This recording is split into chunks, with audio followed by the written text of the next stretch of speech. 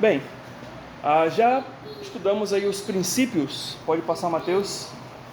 Uma igreja viva mortifica o seu eu para viver o nós. Então, nós já trabalhamos esse tópico. Uma igreja viva é chamada a aprender no sofrimento. Uma igreja viva realiza a missão de Deus da maneira correta. E hoje vamos entrar no quarto princípio. Espero nessa semana e na próxima trabalhar esse quarto princípio com os irmãos. Nutrir a vida uns dos outros. Então, pode passar? Uma igreja viva nutre a vida uns dos outros com o Evangelho, certo? Então esse é o tópico, esse é o princípio aí que vamos trabalhar neste estudo, nutrir a vida uns dos outros. E a base que nós temos aí é Efésios 4, 11 a 12, quando nós lemos assim: e ele mesmo concedeu uns para apóstolos, outros para profetas, outros para evangelistas e outros para pastores e mestres, com vistas ao aperfeiçoamento dos santos, para o desempenho do seu serviço, para a edificação do corpo de Cristo. Então, quando nós estamos falando dessa passagem específica de Efésios 4, 11 e 12, de que tema essa passagem de Efésios 4, 11 e 12 está falando? O que Paulo aqui nessa passagem ele quer enfatizar? Além do tema geral que a gente vai estudar aí, que é para edificação. O que ele está querendo falar ali? É o quê? O que ele quer falar em Efésios 4? Alguém sabe? O que diz lá no início? Oi? Exatamente, dos dons. Ele fala lá no início, né, que Deus distribuiu alguns para serem apóstolos, outros, né, para serem profetas, outros para evangelistas, outros para mestres e pastores, ou pastores e mestres também. Mas a ideia é que existe uma gama de dons, uma gama de habilidades que Deus concedeu aos crentes, para que eles pudessem desenvolver essas habilidades, esses dons. E ele vai falar com vistas ao aperfeiçoamento dos santos para o desempenho do seu serviço. Ou seja, os dons que existem no meio da igreja é para que a gente possa fazer o quê? Algo. Porque é para que a gente possa o quê? Ser aperfeiçoado e desempenhar o nosso serviço, o nosso papel, certo? Quando a gente exerce o nosso dom, nós estamos exercendo ou fazendo esse serviço, certo? Nós estamos também aperfeiçoando, nós estamos crescendo, porque cada vez mais que você desenvolve o seu dom, você vai sendo aperfeiçoado por Deus. Mas há uma outra coisa também, além disso, que é o que está lá em amarelo, para a edificação do corpo de Cristo. Então os seus dons não só são dons para vocês, para você executar a obra de Deus, para Deus somente, mas para quem? Para os seus irmãos, uns aos outros, né? Para a edificação do corpo de Cristo. Quando a gente fala do corpo de Cristo, nós estamos falando de quê? Do corpo de Cristo físico? Não é. Mas do corpo de Cristo espiritual, que é a igreja de Cristo. Então nós também somos chamados a usar aquilo que Deus nos deu para abençoar a outros, para benefício dos outros, certo? Então, continua, o nosso chamado como cristão contém um exercício que precisamos desenvolver urgentemente. O que é? Edificar a vida uns dos outros. Nós somos chamados para isso, para edificar a vida uns dos outros. Isso aqui é muito sério e muito importante. Porque o que geralmente acontece numa igreja? O que acontece geralmente? Só um ou dois fazem o quê? Trabalham, ou três, né? E os demais ficam só, talvez ouvindo, assistindo, frequentam os cultos, participam de algumas coisas, mas quando fala assim, olha, você pode pegar isso, você pode assumir aquele cargo, você pode desenvolver essa área aqui, né? A gente precisa na nossa igreja, tem essa área aqui que precisa ser trabalhada, esse serviço aqui que precisa ser desempenhado dentro de uma igreja ou dentro da nossa igreja. Geralmente as pessoas fazem o quê? Ou falam o quê? Eu não sei, né? Eu não sei como é que faz, eu não sei como é isso. E, novamente, os discípulos, quando foram chamados por Cristo para o ministério, eles não sabiam o que eles iriam fazer. né? Ou tinham talvez uma ideia, mas não sabiam o que queria acontecer. Como é que eu vou pregar esse evangelho, né? Como é que vai ser isso? Então, claro, Cristo ficou ali com eles 3 anos, ao menos ali, preparando eles para que eles pudessem, depois da sua morte, testemunhar, né, em Jerusalém, em Samaria e depois aos confins da terra. Então a gente vai perceber que isso para a igreja é a mesma história, né? Nós não fomos chamados diretamente, Cristo não nos chamou como os 12, né, naquele sentido, mas nós somos chamados sim por Deus, sim por Cristo, do século 21, porque Deus nos chamou para uma missão, para um trabalho especial. Talvez não como os apóstolos, mas para desenvolvermos os dons aonde estamos, em nossa igreja. É muito provável que, claro, a maioria ou quase todos vocês não irão para um ministério para longe, né? Só Deus pode chamar, né? A gente não está dizendo que não. Mas a questão é que Deus, Ele não pede que você faça coisas assim extraordinárias. Ele só pede que você faça aquilo que está na palavra dele, que é algo que você consegue fazer, é algo que você, claro, com muito esforço, com muitas lutas com os seus pecados, que talvez é a maior luta que você enfrenta, mas você consegue fazer. E edificar a vida uns dos outros não vou dizer que é uma tarefa fácil, mas é uma tarefa que é possível. Ela demanda, claro, Deus trabalhar no seu coração, na sua vida, entender como é que você pode, aliás, entender em primeiro lugar o seu dom, né, que é um assunto que a gente vai mais para frente abordar, vamos trabalhar, vamos ver os dons que a palavra de Deus nos apresenta e como você pelo menos compreende, entende qual é o seu dom, porque todos nós temos pelo menos um dom, algo que Deus te deu, te confiou para poder você desempenhar na obra dele e você usar esse dom para você edificar a vida dos seus irmãos, certo? Ok, pode passar, Matheus. Então, edificação, a palavra edificar que está ali em Efésios 4:12, o nome da palavra é oikodomé, é uma junção de 2 palavrinhas gregas, né? Então, o Novo Testamento, vocês sabem, foi escrito no grego antigo, não no grego novo, né? Nesse grego aí que os lá da Grécia falam hoje, os gregos, né? Não, mas no grego mais antigo. E a palavrinha que aparece ali em Efésios 4:12, que você viu para edificação, é a palavra oikodomé, que significa oikos, quer dizer casa, certo? Moradia, habitação, e no sentido figurado também é usado para família. Então é a minha casa, ou a minha família, né? É o meu oikos. Oikos quer dizer casa, ou família, apesar de que existe uma palavra própria para família também, certo? E doma é a palavra para telhado, ou terraço, ou topo, né? Então, não entendi muito bem por que uma palavra telhado, terraço ou topo, ela também, no sentido figurado, seria construção. Mas a ideia da palavra doma é dizer isso, né? É construção.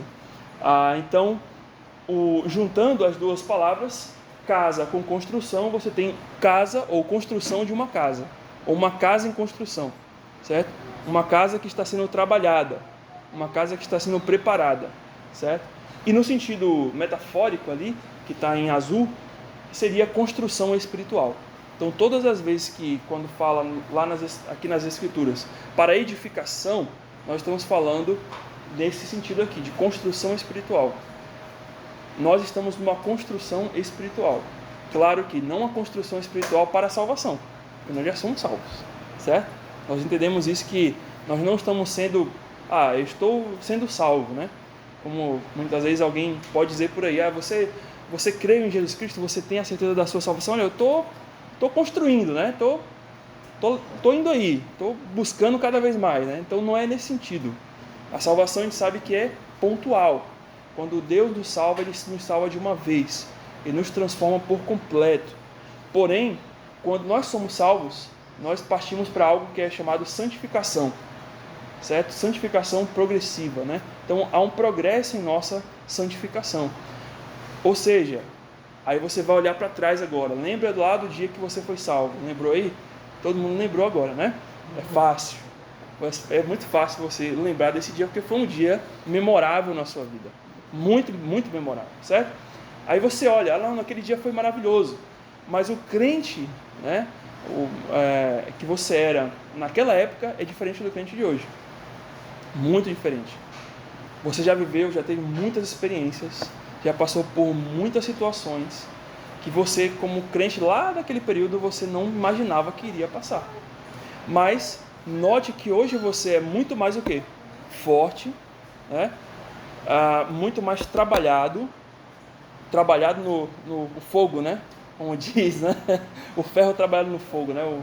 Então, você é muito mais trabalhado, muito mais preparado, você tem muito mais casca para lidar com coisas que talvez naquela época você não iria conseguir. E isso foi uma construção de Deus na sua vida, uma edificação. Deus ele foi construindo, está construindo, e isso só vai terminar onde? Na glória. Que aí nós praticamente estaremos com nossos corpos glorificados. E no fim das contas, com corpos glorificados, corpos perfeitos, nós não vamos mais precisar de nenhuma construção, porque o que é perfeito não precisa ser acrescentado, né? O que é perfeito é perfeito. Você não adiciona nada ao que é perfeito, porque já é perfeito, né? Às vezes a gente brinca, a gente fala assim, olha, isso aqui é perfeito, né? Mas nada nessa vida é perfeito. Você usa talvez por uma força de linguagem, igual de uma coisa extraordinária, de uma coisa maravilhosa, mas perfeito mesmo não é. Só no céu, só na glória, né? Mas claro, pode usar, não tem problema usar a palavra perfeito nessa vida aqui, nesse estágio que nós estamos, ok? E aí, como nós estamos aí próximos já do nosso horário, a gente só vai até essa parte hoje aí do nosso estudo, certo? Ok, então edificação. Além de Efésios 4, 11 e 12, nós também temos outros versículos que falam sobre edificação. Eu peguei aí apenas 5 versículos, certo? E vamos trabalhar esses 5 versículos e eu gostaria da participação de vocês nesse sentido. E aí nós vamos observar como edificar a vida uns dos outros envolve o quê? Envolve algumas virtudes associadas, ou algumas, vou dizer virtudes não, mas algumas atitudes associadas. Você não pode edificar a vida das pessoas se você, primeiramente, também não está fazendo ou agindo em concordância com essas atitudes que vamos ver, certo? Então, a primeira está ali em Romanos 14, 18, 14 e 19. Alguém pode ler? Assim, pois, seguimos as coisas da paz, especialmente da edificação de uns para com os outros. Ok. Então, a edificação está associada ao que aí? A paz, certo? A paz. Ou seja, você não pode edificar a vida de uma outra pessoa se você não está em paz com Deus, em primeiro lugar, e também com a pessoa, né? Como é que você quer? Não, vou ajudar o Mateus, mas eu tenho um problema grande com ele. Eu tenho que resolver com ele, eu tenho que estar em paz com ele. Eu tenho que tratar dessa situação, em primeiro lugar, né? Lembra como a palavra diz, né? Então, primeiramente, né, se eu vou até entregar minha oferta ao Senhor, eu tenho que primeiro, se eu lembrar que, olha, tenho um problema com o meu irmão, eu tenho que parar, deixar minha oferta ali, ir até o meu irmão e resolver com ele. E depois entregar a minha oferta para Deus. Então, se para o ato de adoração, para o ato de adoração a Deus, Deus te pede que se você tem algum problema com o seu irmão, não adore a Ele, mas resolva o problema primeiro, é porque, note, a paz, a gente tem estudado nas quintas-feiras, né, que vocês sabem, a paz de Deus, a paz que Deus quer nos relacionamentos, é primordial. É tão primordial que se você tiver um problema com seu irmão, você nem pode adorar a Deus. Então está acima da adoração a Deus. Se você tem um problema, a prioridade não é adorar a Deus, é resolver o problema com aquela pessoa. E depois vai lá e entrega a sua oferta a Deus, a sua oferta de adoração. Então a gente percebe que a paz e a edificação. Não temos como desenvolver esse chamado que nós temos de edificar a vida uns dos outros se nós somos uma pessoa que não está em paz com outras pessoas. Certo? Esse é o tópico fundamental aí. Segundo versículo aí, 1 Coríntios 14, 12. Alguém que quiser ler esse versículo também? Vamos ver o que a edificação ela está associada aí. O edificar uns aos outros está associado. Assim também vós, visto que desejais dons espirituais, procurai progredir para a edificação da igreja. E o que está associado aí à edificação? Alguém sabe? Olhando para esse versículo. Dons, exatamente, dons espirituais, aos dons, certo? Aos dons. Então você não pode edificar a vida de uma outra pessoa se você não tem o quê? Se você não sabe os seus dons. Se você, claro, você tem o dom, né? Mas você não sabe. Ou se você não desenvolve o seu dom também. Até mesmo você sabe qual é o seu dom. Olha, pastor, meu dom é esse. Mas e aí, você está desenvolvendo esse dom? Você está aperfeiçoando ele? Então não tem como você aperfeiçoar o seu dom. Aliás, edificar alguém se você não aperfeiçoa o seu dom. Certo? Se você não trabalha, não opera com ele. Ok? Então esse daí é uma outra associação que a palavra de Deus faz com a questão da edificação. Que é 1 Coríntios 14, 12, é o que está ali, semelhante a Efésios 4, 11 e 12. E a próxima está lá em Efésios 4, 29. Então, um outro irmão ou irmã que queira ler Efésios 4, 29. Não saia da vossa boca nenhuma palavra tua, e sim unicamente que for boa para a edificação, conforme a necessidade e assim transmita a graça aos que ouvem. Muito bem, ao que a edificação está associada aí?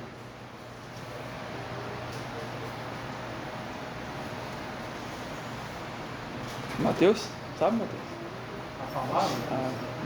Mateus já sabe. A palavra que vai falar. Isso, a gente pode colocar o que aí? A palavra? Graça? Não, graça não, mas tá dentro do que ele está falando aqui. É o que ele falou aqui, certo? Mas a gente pode traduzir essa palavra como o quê? Como a linguagem, certo? A linguagem, ou a nossa língua, né? Como a palavra de Deus trata, né, em Tiago, a nossa língua, a nossa linguagem, a maneira como nós falamos. Como é que você quer edificar a vida de uma pessoa se você chegar para ela, então, irmão, né? Quer dizer, alguém chega até você, então, irmão, eu tô com esse problema assim, assado. Ah, isso é fácil. Isso é só você parar de frescura, né? Ora a Deus, lê a palavra aí que vai dar certo. É uma linguagem meio, né? Ué, mas puxa, né? Pensei que era uma coisa mais assim, né? Que aquele irmão iria falar alguma coisa mais assim, sabe? Completa, com recheio, né? Com algo, né? É fácil, mas eu estou passando por esse tipo de problema, ele está achando que é fácil, e sabe? Então, a questão aqui, o princípio que a gente observa aqui é a questão de não sair da nossa boca nenhuma palavra torpe, e sim unicamente aquilo que for boa para a edificação. Muitas vezes a gente não está saindo da nossa boca uma palavra torpe. Às vezes você não está falando nada torpe, certo? Mas a maneira como você fala pode trazer ou levar a pessoa que você está trabalhando ou edificando a ela entender errado, certo? A ela perder até mesmo esse vínculo com você para você trabalhar a vida dela, a edificação, certo? Então, por exemplo, quando um irmão peca, esse é o mais ocorre, quando um irmão peca. O que às vezes a gente ouve por aí, ouve algumas pessoas falando, né? Geralmente o que se diz? De novo, né? De novo esse irmão pecou nisso, né? Essa irmã pecou nisso, né? Como se fosse, olha, como se fosse não, a partir desse momento você teve esse pecado aqui na sua vida, nunca mais isso vai acontecer na sua vida, né? Você está imune àquele pecado ali, né? Então às vezes a gente fala coisas que a gente não pensa e fala, ué, Mas isso talvez machucou aquela pessoa. Talvez é o problema dela. Talvez é o calo dela, que é diferente do meu, do seu. E aí você tem que ter uma linguagem, que é o que ele fala aqui, né? Uma linguagem que transmita graça. Não uma linguagem que venha prejudicar aquela pessoa. Que venha levar aquela pessoa a tropeçar. Até mesmo, não é nem palavra torpe, mas alguma coisa que possa insinuar ou possa trazer à mente daquela pessoa. Uau, né? Por exemplo, vou citar coisas aqui, né? Um pastor, né, nessa campanha da nossa obra, foi muito engraçado, assim, mas eu senti que ele queria falar algo bom, né? Mas o contexto, o que ele fez, o que ele rodou para poder chegar até onde ele queria, me fez pensar assim, me jogou no chão, assim, falou, caramba, eu fiquei assim, então, aí ele mandei lá a campanha de construção para ele, né, o nosso vídeo, os nossos dados lá, informações bancárias e tal. Aí ele falou assim, puxa, pastor, eu vi o seu vídeo, pastor, que coisa triste, pastor. Pastor, que coisa terrível isso. Eu posso imaginar as noites que você não dormiu, talvez as noites que você não dorme, a coisa terrível que é isso, as preocupações do seu coração. E aí eu falei, cara, eu falei, pastor, imagina a sua igreja, a dor que ela tem passado. E esse irmão foi, olha assim, eu falei, mas puxa, né? Olha, tô tão forte agora depois disso que né? Ele me jogou no céu agora com isso tudo. Aí no final, aí, claro, ele discorreu ali uma palavra, né, de conforto, de consolo, de ânimo. Não desista, é assim mesmo, estamos orando, né? E esse irmão fez uma oferta também. Mas só para você entender, né? Claro que se ele ficasse só nisso, né? Eu ia me sentir, né? Aquele renegado, né? Aquele cachorro depois de uma enchente, né? Todo molhado e tremendo e procurando aonde se enfiar, né? Mas você percebe que o que ele fez, na verdade? Ele teve empatia. De o quê? De entender o que estava o que eu passei, o que a gente está passando no nosso coração. Ele falou, poxa, eu posso imaginar, realmente, é uma situação simples. Com certeza isso tirou o seu sono, isso tirou a sua paz, isso deixou você, aflito. Mas olha, confia em Deus. Né? Alguns falam, pastor, eu sei o que é isso, eu já passei por isso. Teve pastores que falaram comigo assim, pastor, aconteceu aqui em nossa igreja também, igualzinho, foi assim, mas fiquem tranquilos, Deus vai agir, né? A nossa igreja está aqui pronta, né? Estamos aqui com o nosso templo, então aconteceu conosco, mas Deus cuidou. Então, a maneira como você fala pode ou afastar ou trazer a pessoa para mais perto. Então, quando a gente está falando de edificação, é importante a maneira como você fala, porque isso pode ou ajudar ou prejudicar, entendeu? Então, o versículo fala que é para transmitir graça aos que ouvem. Nem sempre vamos 100% das vezes, com tudo que a gente vai falar, transmitir graça. Isso é fato, né? Mas a gente tem que ir mais acertar do que errar, ok? A nossa busca é essa. E aí, nós temos o quarto versículo, 1 Tessalonicenses 5,11. O que diz lá? O que está associado à edificação? Consolai-vos, pois, uns aos outros, edificai-vos reciprocamente, como também estáis fazendo. O que a gente pode associar aí à edificação? Consolação. A consolação, que é a mesma palavra para exortação. Então, na edificação, a gente tem que entender que nós vamos ter um papel também de sermos consoladores, né?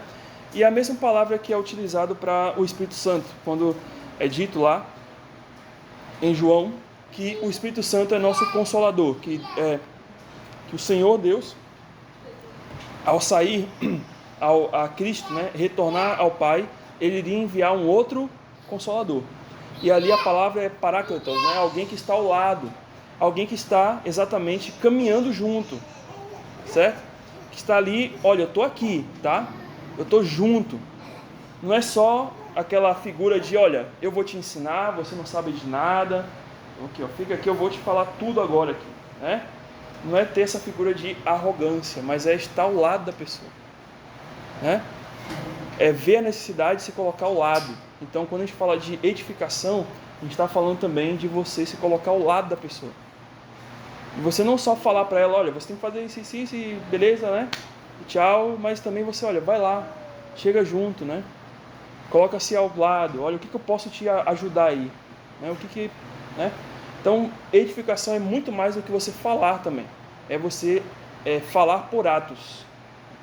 É você trazer aquela pessoa para perto de si ou de ti, claro, para a palavra, através das suas atitudes. Para perto de Deus, através das suas atitudes. Ok? E Judas 20. Judas não Iscariotes. 20. O que diz lá em Judas 20? Vamos ver o que está associado à palavra edificação. O que ela está associada aí? Vós, porém, amados, edificai-vos na vossa fé santíssima, orando no Espírito Santo.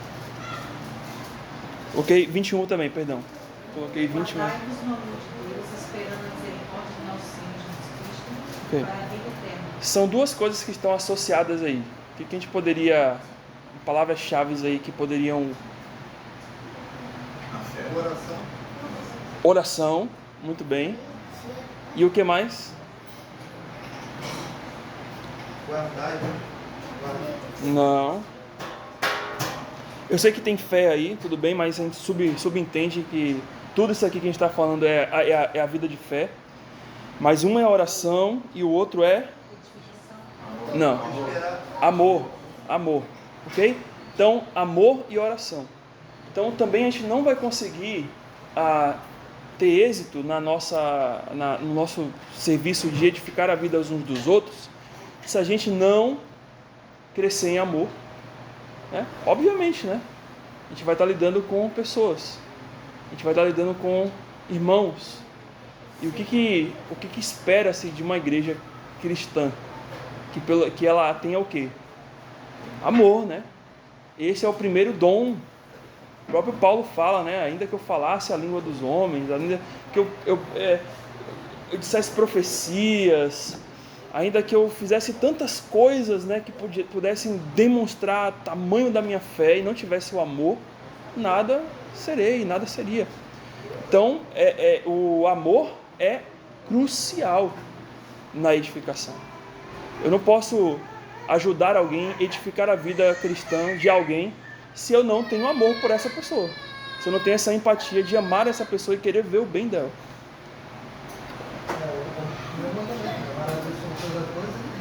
É o próximo. Exatamente.